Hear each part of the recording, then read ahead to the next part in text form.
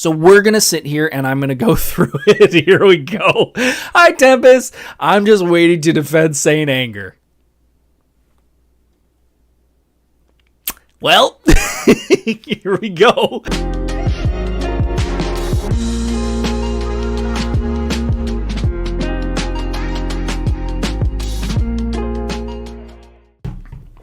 Okay, let's talk about Metallica. We're going to go through all 12 albums. We're not going to include Lulu, the Lou Reed collaboration. That's a tough one for me to listen to, so we're not going to include that. I'm not going to include, I don't think I included the S&Ms, the symphony ones. I was going to, but those are compilations. Did not include the symphony, did not include many other like collaborations and stuff like that. This is the main releases. We are including Garage. But yeah, it's all just the main albums, including Garage, because I count that as an actual album. Let's jump into the list, because that's why you're here.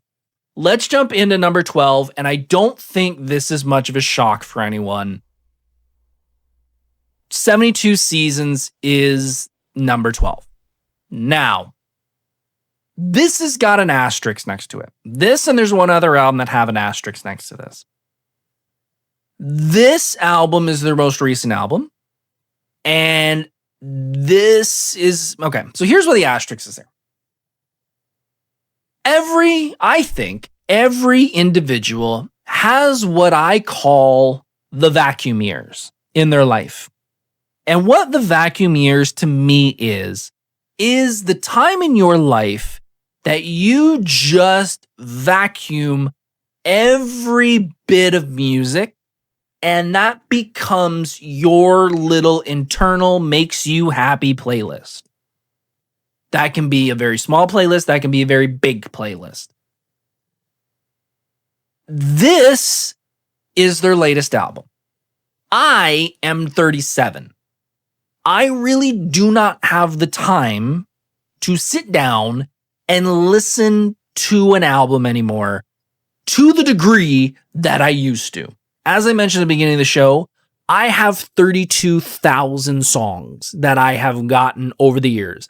That included, and I am not ashamed to say this because I'm surprised people didn't do it more, I used to go to the library, would rent hundreds of CDs, and throw them on my backpack, bring them home, throw them on my computer, rip them, bring them back to the library. I got a lot of music from that, and at that age, I would just sit in my bedroom and, as Saliva would say, let the stereo blaze, because that was my life. I just listened to music so much.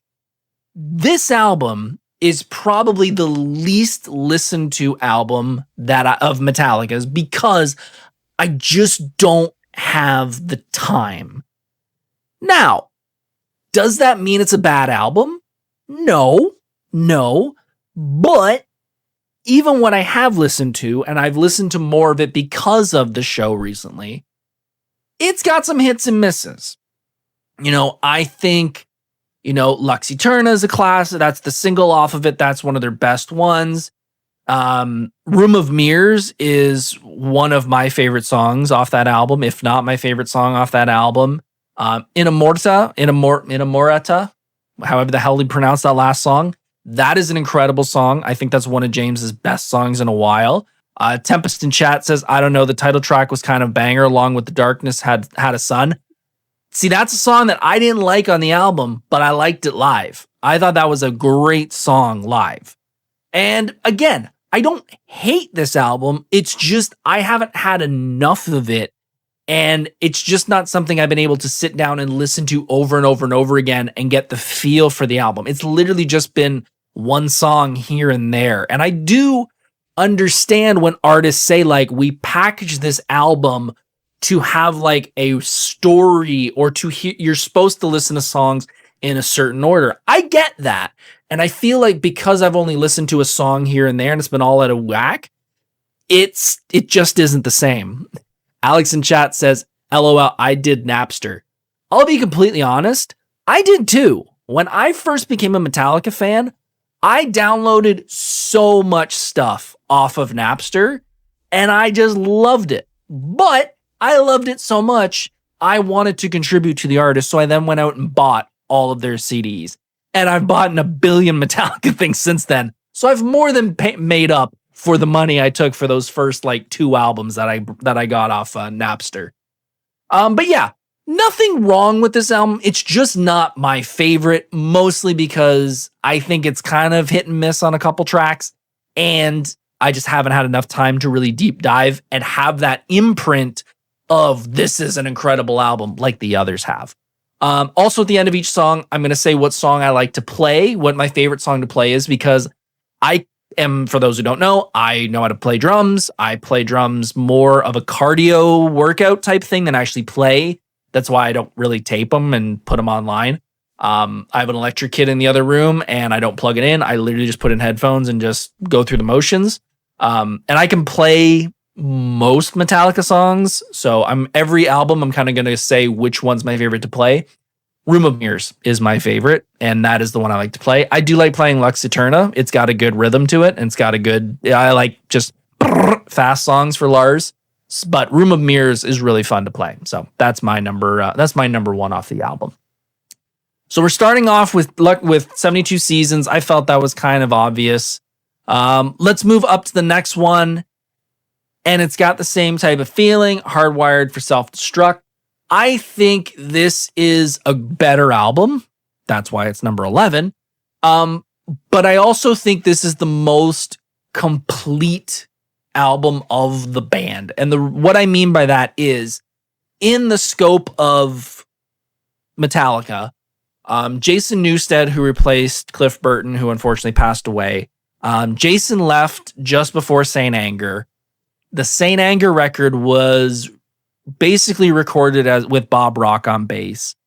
Death Magnetic was Rob's first album, but you can kind of tell if you've watched the backstage interviews on that album, he's still trying to find his place in the band. Like they were way more accepting than they were when Jason was around, but you could tell he's still trying to sort of make his bed, so to speak. This one feels way better. It feels more what the new Metallica is when it comes to the writing, the feel of every song. This album, however, I feel is sort of runs into the problem that Load and Reload run into. And that is, this album is very front loaded. And by that, I mean, there are 12 songs on the album. The first 6 on this album are great songs. The last 6, except for Spit Out the Bone at the end, they're a little weaker. And I feel like that's the same with Load and Reload. Load is pretty much bangers across the board, except for a couple. Reload, there's a couple at the beginning, but it's not the strongest album. Like Hardwired, Atlas, Halo, great songs. And then the rest, like Savage, Murder, Man Unkind, I'm like, yeah, they're okay. They're not my favorite. But then, as Tempest says, a Spit Out the Bone is an amazing song. I remember when this came out, and this was the first one that I think a lot of people were able to do listening reviews and kind of first listens and put them on YouTube. There was a channel that I was watching. I don't know what it is. I literally just watched it because the guy was going nuts over this album. And I remember watching each track, and he posted them in order, and he was excited. Then he dropped around the Savage, Murder, Man Unkind, and you could tell going into that last song, he's just like, man, like, I don't know about this album. Like, it's not really hitting me properly. And then as soon as he presses play on Spit Out the Bone, his eyes grew 3 sizes. He was so excited for that song. And I completely understand why. That last song, I don't think I've ever seen a band flip off the critics more than that song, where they're like, Metallica's really old, like they just don't do it anymore. And they're like, oh really? Spit Out the Bone. Like that came out of nowhere on that album. And it's one of the best songs on there. So it's not my favorite. It's better than 72 Seasons, but I feel like the Savage, Murder, Man Unkind kind of take it down a notch when it comes to my favorite album. Favorite song to play, honestly, Now That We're Dead is such a fun song. And that is another song that I kind of slept on until I saw this tour when they were in Toronto and they did the drum percussion thing during the show. That was really fun. I really enjoyed that part. And I was like, this is kind of a fun song. And then I went home and tried playing it. And I'm like, this is really fun to play too. So yeah, Now That We're Dead is actually a very fun song. So we're moving our way up. We've kind of hit the last couple now. Now we're going to get into the newer stuff, the older stuff. I mentioned this album earlier. I like this album.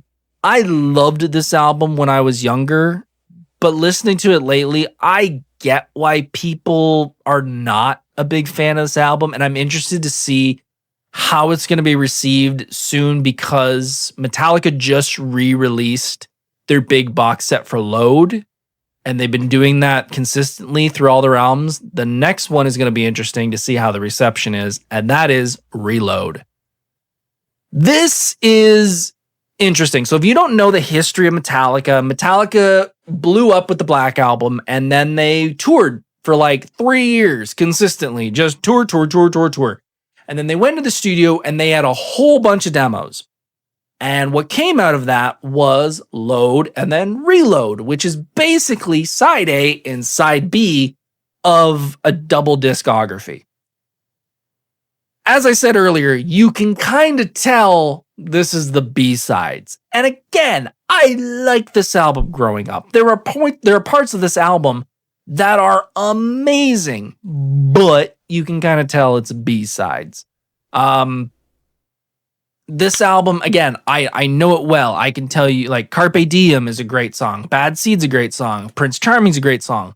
But when it comes to the overall Metallica catalog, they're pretty weak album. Like, Fuel, Memory open up the record with just incredible songs that are still played live all the time.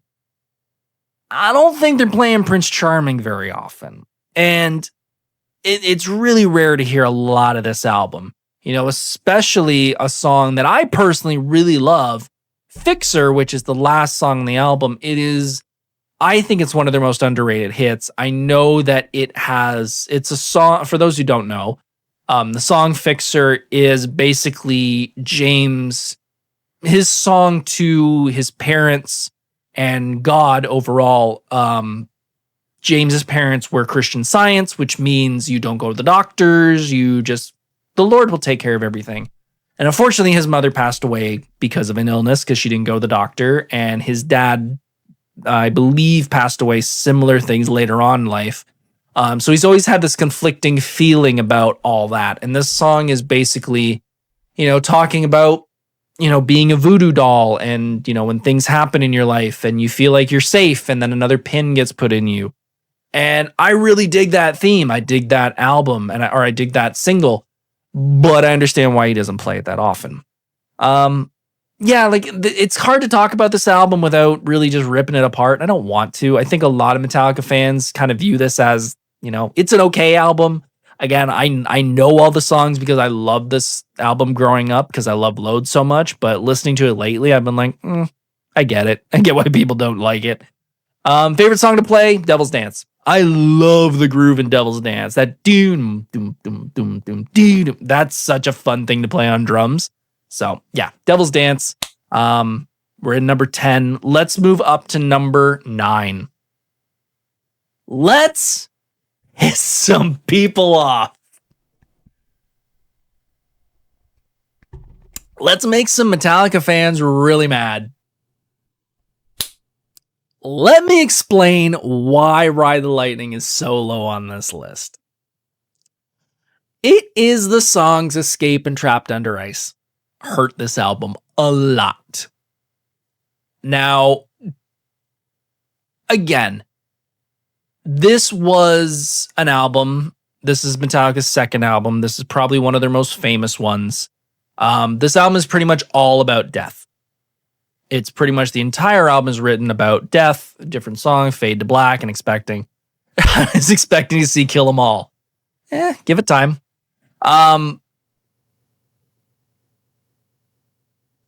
this was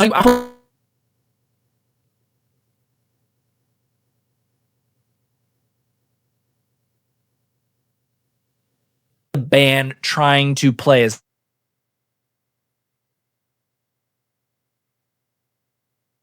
they do that in Ride the Lightning as well. However, there are some departures. They are starting to get into slower songs. Fade to Black is one of his low standout of the album. It has many great songs. However, Escape and Trapped Under Ice, I feel severely hurt this album. And I feel like that's because they are such a departure from Metallica. To the point where both James and Lars have joked about it and been like, yeah, we were trying to do like Iron Maiden stuff and it just wasn't working. So when the band even says we were trying to do something that wasn't us and they were trying to almost impersonate another band, I feel like that hurts them a little more than them trying to do something crazy and outlandish and just being like, well, we tried something. It's the fact that they were trying to be somebody else, I feel hurts them a little more. But yeah, like it's a great album for the songs that are great, but I feel like those two songs just hurt it too much to make it much higher. I feel like people put this on a pedestal and don't talk about those songs, which I feel is unfair. I feel if you're going to praise it, you got to praise its faults too. Favorite song to play, obviously, is Fade to Black. That is such a fun song to play. However, Ride the Lightning is also a very, very fun song to play. I'm trying to think. I think I probably played both of them equally because there's a couple concerts specifically that I've downloaded that I kind of run through those songs because it's kind of a perfect mix of the songs that I like. And I believe both of those are on both of those shows. So both are really fun to play.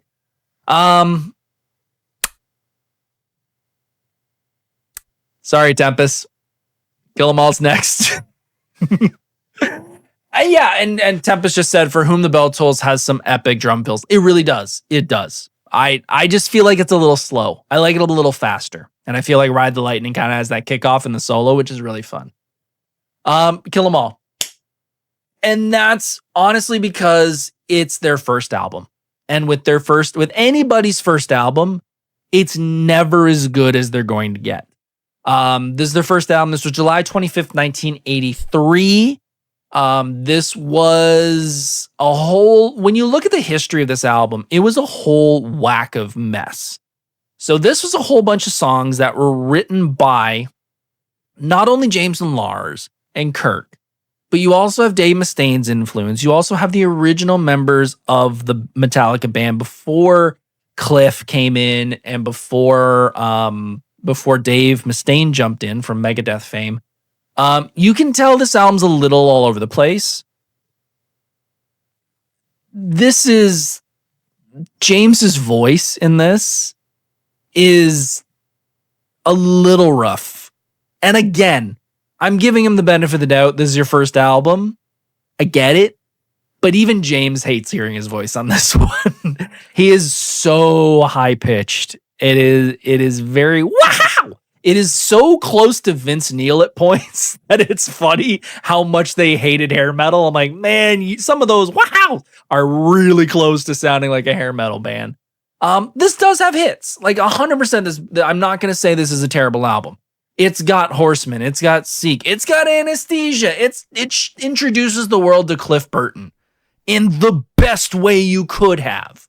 Like, this was his swan. I feel like this is better him than Orion. Like, I think Orion's a great song, but I feel like if you're going to go, I want to know what Cliff sounds like, it's Anesthesia from, like, it's no question. I feel like James's voice really hurts him, and it's funny. Before I was even preparing this list, someone posted on TikTok, they took out Lars's drums and just put the drum track for this, and they put the drum track for Ride. And I remember watching an interview with Bob Rock when he was looking into starting with Metallica. Bob Rock, for those who don't know, is the man who produced Metallica after Injustice. So he produced the Black Album, he did Load, Reload, all the way up to Saint Anger. One of Bob Rock's biggest gripes is that he felt like that Metallica did not sound on album as good as they did live. It's a very similar critique that Kiss had when Kiss first started. They were not able to capture their live essence on an album. If anybody finds that track of Lars's drums from those two albums, the drums are weak. Like, I'm not kidding. His floor tom is a deeper sound than his bass drum. And in anything current with Metallica, that bass drum feels like it's pouncing through your chest. But listening to them, I was like, man, you guys were cool with that? Like, I completely understand hearing Bob Rock go, man, that just sounded like crap to me. And I because I'd never heard it so on its own. But if I was, I totally see it now that it sounded like dog crap. So yeah, honestly, because it's their first album, I do give them a little bit of credit. And that's why I didn't put it lower than Ride. I will give them, this is your first time, you're putting everything on the line. There was a whole bunch of different members. It's, years and years and years of songwriting all together on your first album. I'll give you the benefit of the doubt, but it's not my favorite. Favorite song to play though is got to be it's got to be one of the two. It's either got to be Seek and Destroy or Whiplash. Whiplash I really like playing. It's really fun, really good for cardio. Seek and Destroy is the one song when people critique Lars's drums, I'm always like, dude, who gives a crap? He's making billions. When he does that break after the solo or before the solo and it's just him, I've listened to so many different versions of this song. The timing is never correct on like break and he's 1, 2, 3 and then goes into his. It's always different. So if I'm listening to the track and trying to remember what the timing is, it's always off and it bugs me so much. But that's just a personal gripe. But yeah, Kill 'Em All, number 8. Number 7, this one I think people sleep on this. I really think people sleep on this album, and I don't feel like it's deserved. I feel like it should get way more credit. Garage Inc. And I get it. This is all covers. But man, growing up listening to this, like I heard so many covers over the years when I was a kid. Like my mom's a big music fan too. So there's always music playing in the background of our house. And hearing people do different versions of different songs, it was always similar to the original. Like it was always like either it would be a little deeper or they might change a little thing. Metallica totally rearranges so many of the songs on this album. There are some that are very similar. Overkill by Megadeth or by Motorhead is Overkill. But there are so many different versions that they've tweaked and made their own. I appreciate that so much when they could have easily just been like, we like this song. We're going to play the exact same thing, but with electric guitars. Like it was really cool. And it was really cool that I don't know if it was them or if it was a third party that released the Garage Inc. album, but it was all the original songs from the album. So you had the Garage Inc. album, which was all Metallica's covers, and then I can't remember if it was Metallica or a third party that took all the originals and put them in 2 CDs as well. So that was really cool because back in the day, I didn't know a lot of the covers. I knew the Metallica version, but I didn't know the originals. It was really cool hearing the comparison between the two. Like I love Whiskey in a Jar, both versions. I think the original is great. Turn the Page is good both ways. I think they both are great. This one has a really fun story though. When I was in high school, that's when I started liking Metallica. I became a big Metallica fan and I started telling everybody I love Metallica. I was wearing t-shirts to high school and my buddy Ian at the time said, "Oh, you love Metallica now?" I said, "Yeah." He's like, "What have you listened to?" And I'm like, "Oh, I love Ride the Lightning. I love Master of Puppets. I love Black Album, da da da da." He goes, "Have you heard the Garage Inc. album?" I'm like, "No, what's that?" He's like, "Oh, it's all covers they do. You'll really like it." And I'm like, "Oh, okay. So that's really cool." He goes, "When you get home, you need to download this album," because as I said, there's Napster. "Download the album, but more specifically, I need you to play So What. It is one of their best songs." He goes, "As soon as it starts, just blast it. You'll love it." For those who don't know what So What is a Misfits cover that has a lot of very, very suggestive topics and lines in it that I was unaware of until I blasted my stereo and James started saying these things out loud. And then I quickly dove for the remote and turned down and plugged in headphones and freaked out on Ian the next day when I got to school. I was like, you almost got me in so much goddamn trouble. Because, yeah, it is a very suggestive song that they will probably never play again, but it's still a fun song. For back in the day, it's not good now. PC-wise, it's not good now, but it was really funny back in the day.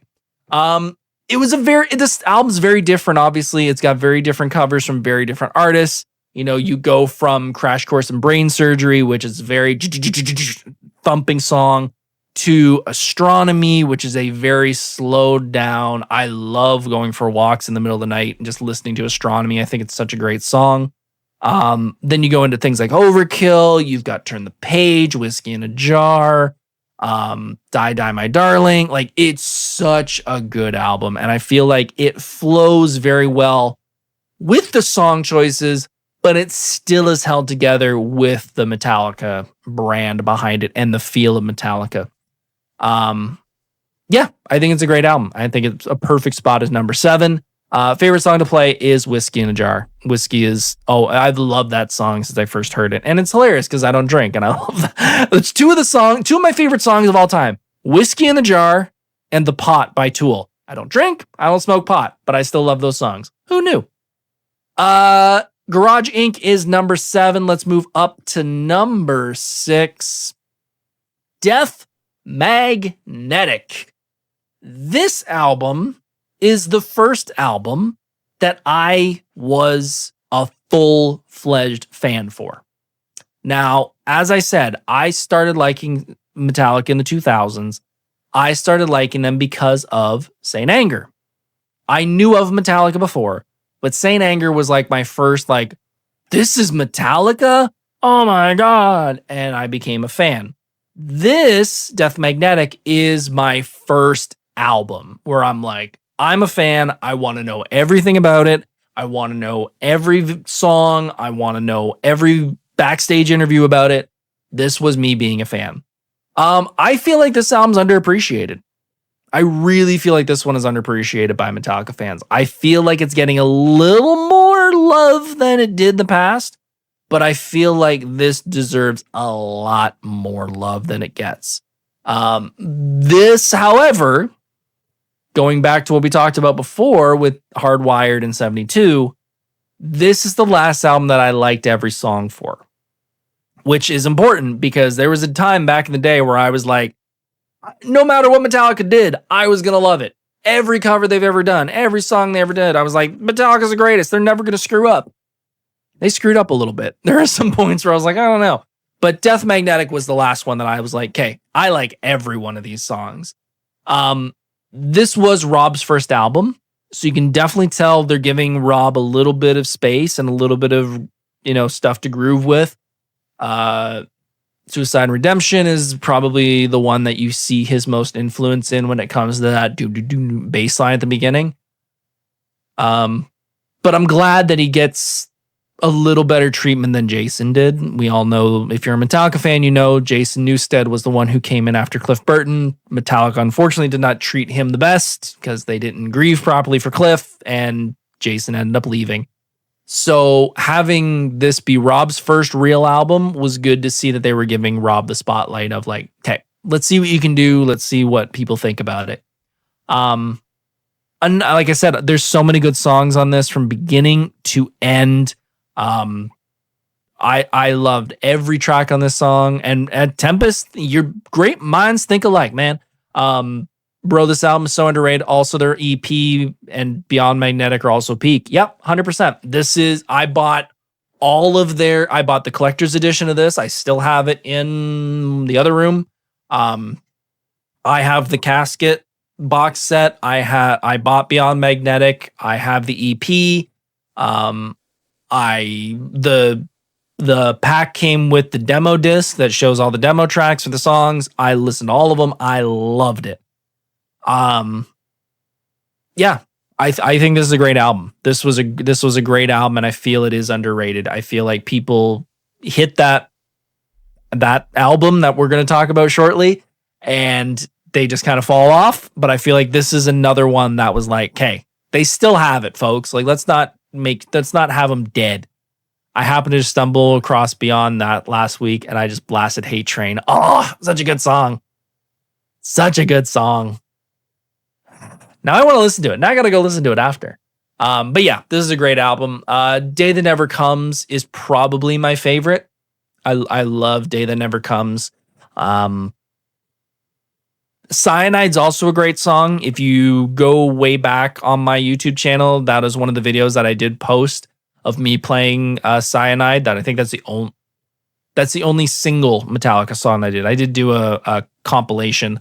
But yeah, a Cyanide's a fun song to play, but I think I've played it so much. I love Day That Never Comes. I think that's a great song.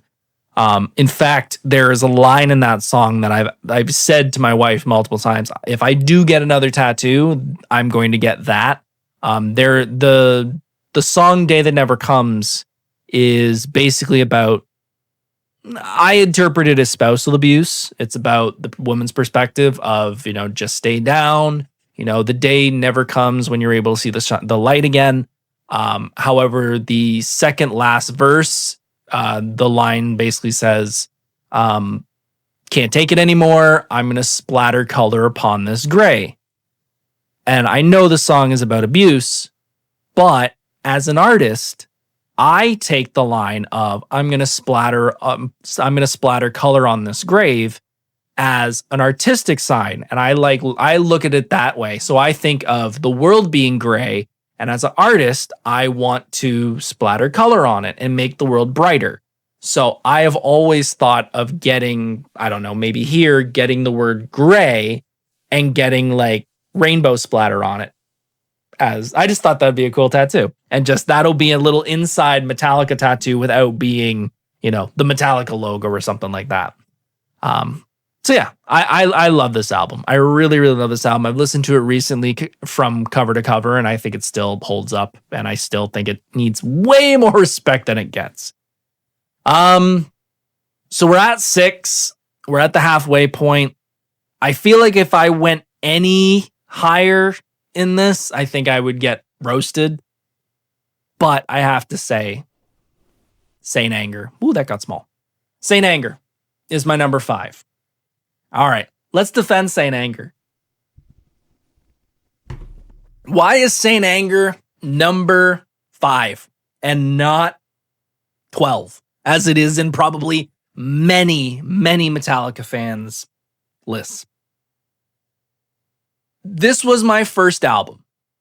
As I said, I knew of Metallica many, many years before. My friend Jason, who was a friend of my dad's and became a friend of mine, he would play it anytime we'd be out. If we'd be out in the truck, we'd be going somewhere, he would put on Enter Sandman, he would put on Sad But True, and I knew those songs, but I didn't know who Metallica was. I just knew they were good songs, they were radio songs. And then I remember getting a call from him saying the new Metallica album's out, and I went, who's Metallica? And he said, that's the Enter Sandman band. And I went, oh, them. Cool. When's it coming out? He's like, comes out today. I'm going to go get it. Meet me at the mall. And then we'll go back to your place and we'll listen to it. And I was like, yes, 100%. So we went to the mall, picked it up, came back, and we played it. And I was hooked. Absolutely hooked. Again, this was what I mentioned at the beginning of the show. This was the vacuum year for me. One of, where every music during that time period hit me in the chest and became a part of me. There are many different albums and different music, Motley Crue, later Kiss albums, etc. Those hit me and became a part of this is my music. This was also a time where I was going through a lot of mental health issues. I've talked about it before. I don't mind talking about it again. I used to have severe panic attacks. I used to be hospitalized for panic attacks. Like, I went to the hospital many times because I just could not keep control of myself. The world back in the early 2000s was not as accepting of it as it was now, and I did not get the help I needed for it. So it lasted a lot longer than it probably should have or would have if it was today. When I heard this album, and because I became such a fan of this album, I wanted to know everything about it. And when I started to hear the lyrics and see the documentary, the Some Kind of Monster documentary, the making this album, it really hit me because you can tell from the beginning of this album, this is James Hetfield going through all of his decades of mental anguish, whatever you want to call it, and he's putting it out all into the music. And I get why that is not appealing to some people. I get why some people don't like the garage feeling of this album. However, again, as someone who was dealing with mental health issues at the time, that was the rawest music I had heard at that time, and it hit me like a fist, pun intended. You know, the unnamed feeling where he does that break of, I can't think of it right now, but when he starts going, I hate, I love, and all those things. I'll be honest, there were many times when I was going through mental health issues that I was on the floor bawling listening to that because that was exactly how I was feeling. And I had no way to express it, but that was the way I felt. And I just listened to that on repeat going, someone gets it. Someone knows exactly what I'm going through. And I broke so many drumsticks on that song. I broke so many skins on that song, just playing that song to death because that song hit so hard to me. As I said, I understand that people are like, the snare bugs me because if you don't know, with a snare drum on the drums, the main drum has little wires underneath that gives you that sound that you love. Lars, for some reason, I still don't know why, turned that snare off so it has more of a thud sound and it sounds almost like a trash can at points. A lot of people don't like that because it is very like dunk, dunk, dunk, dunk sound. Again, I know I have rose-colored glasses for this. I love this album and it does not bother me. When it comes to Bob Rock on bass, because as I said, this is a space in between Jason and Rob. Rob Trujillo came in for the tour. He is not playing on this album. It is Bob Rock playing. I think he does a fine job. I think there was so much room in this album of just how long it took to make. It was fine putting him in there. I don't think they needed, a seasoned veteran to be on this album. But overall, I get why people don't like this album. It's my friggin' list, though. It's a lot higher than probably others would say, and I'm perfectly fine with the feedback. I love this album, and I will defend this album mainly because it hit me in a way that no other album did. Best song to play. As I said, I loved playing Unnamed Feeling so many times when I was younger. I love playing Sweet Amber. I think that's such a fun song to play.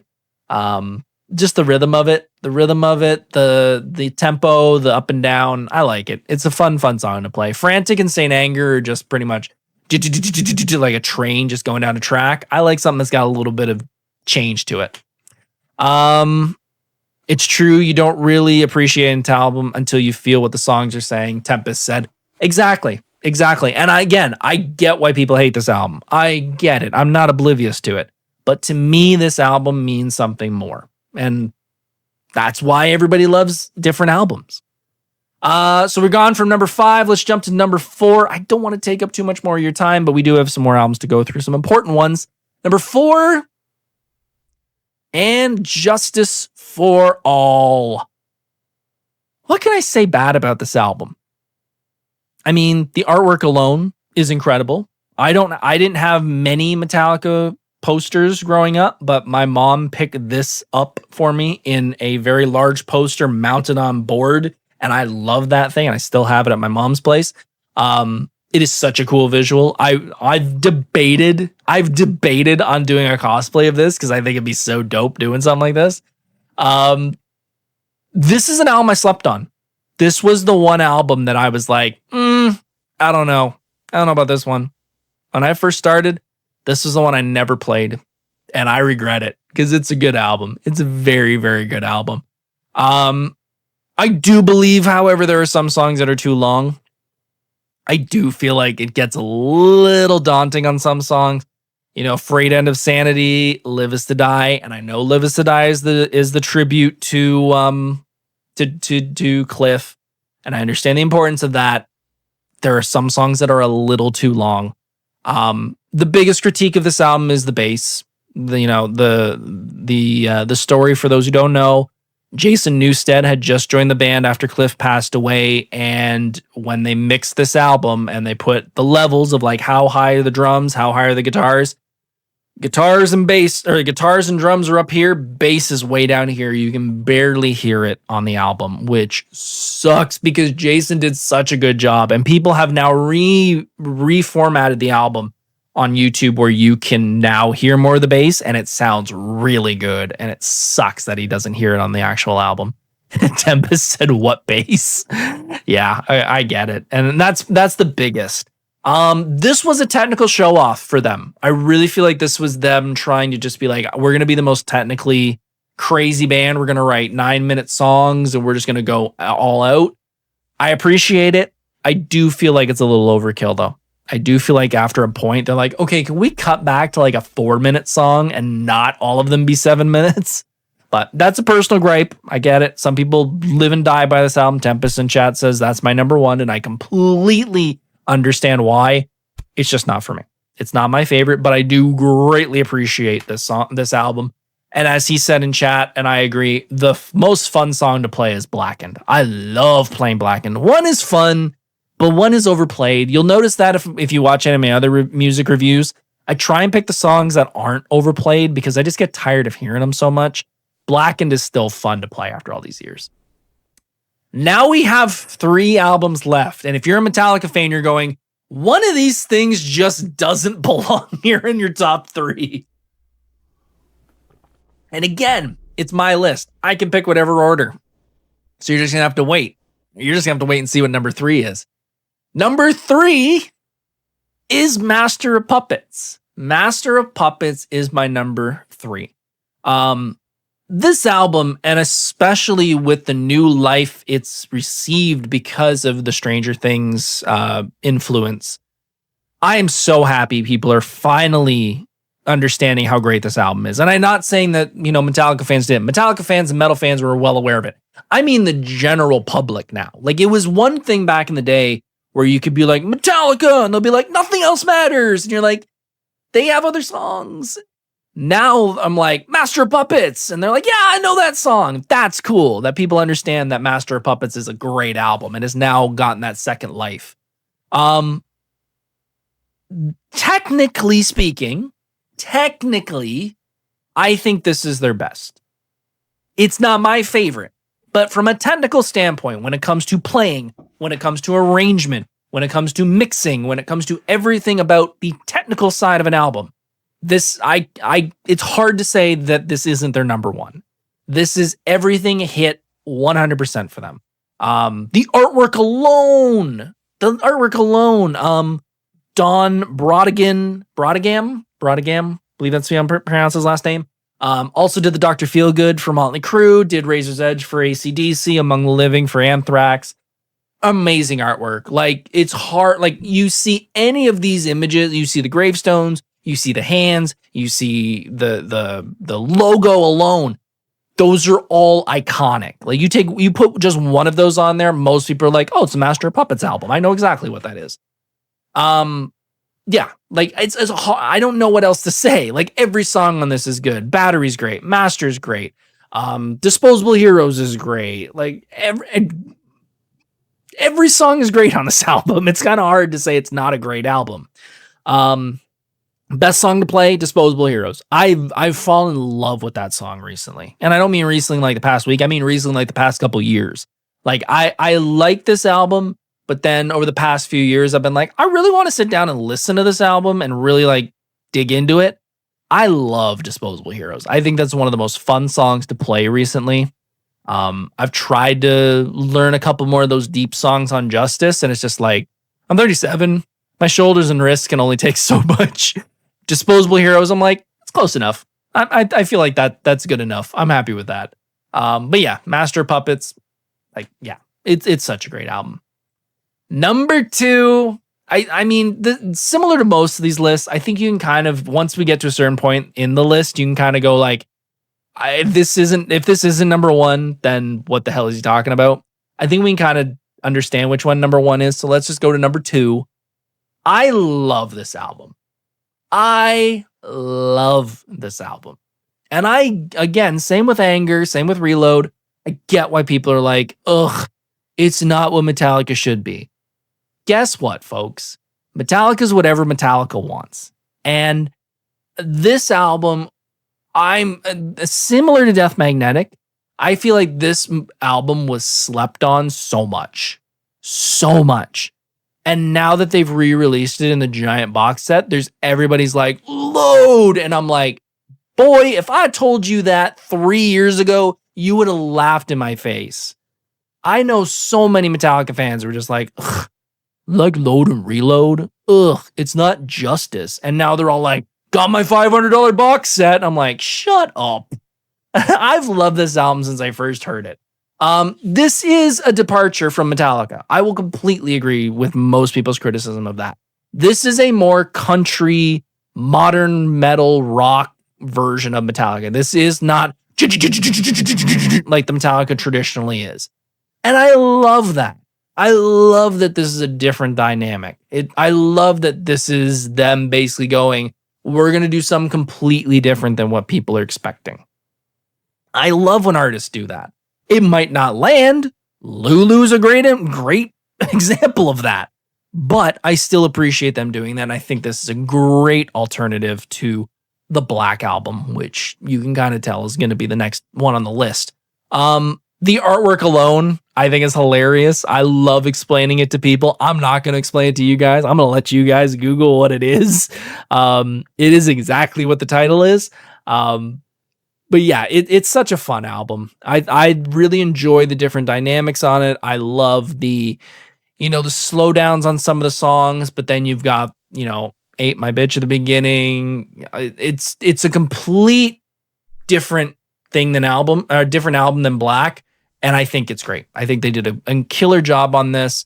I also love playing a lot of this album. Like, Hey My Bitch is one of the songs that I learned first. That is actually, Hey My Bitch is probably the first song I ever learned on drums.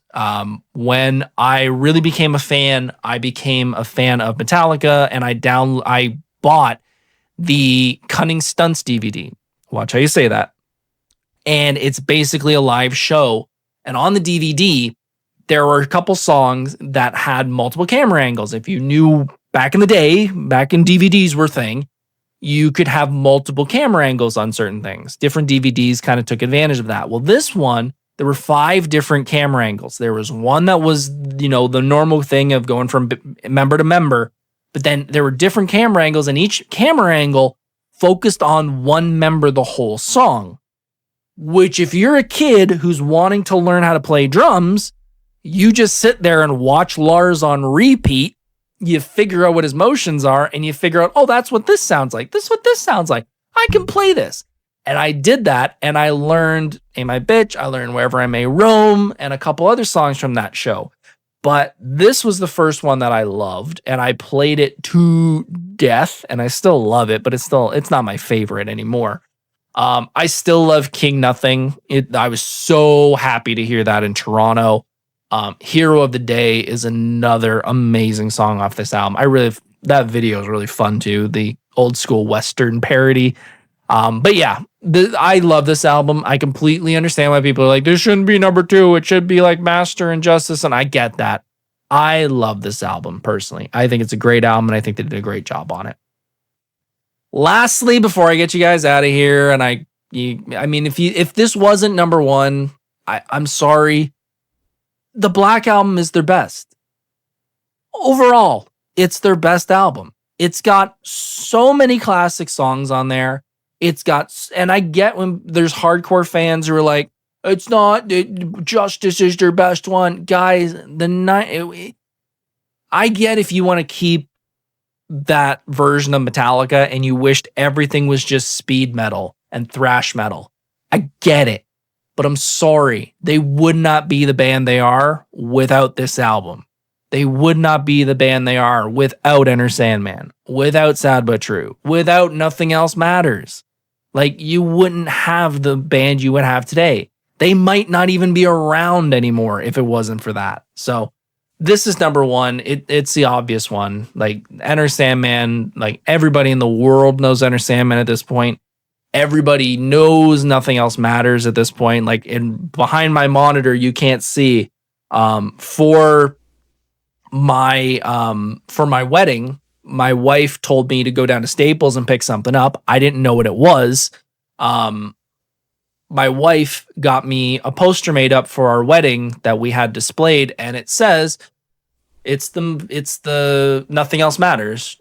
Trust I seek, and I will find every day something new. Nothing else matters. Like, and she knew that I was a big Metallica fan, obviously. And she did that because she goes, oh, I know how much that means to you. And I know that relates to you. So it's, yeah, this is number one.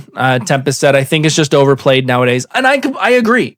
You know what? I will agree with you 100% on that one. I still love the deep cuts on this album too. Like, I love Wolf. I love Misery. Misery is so good. Jason on that song is incredible.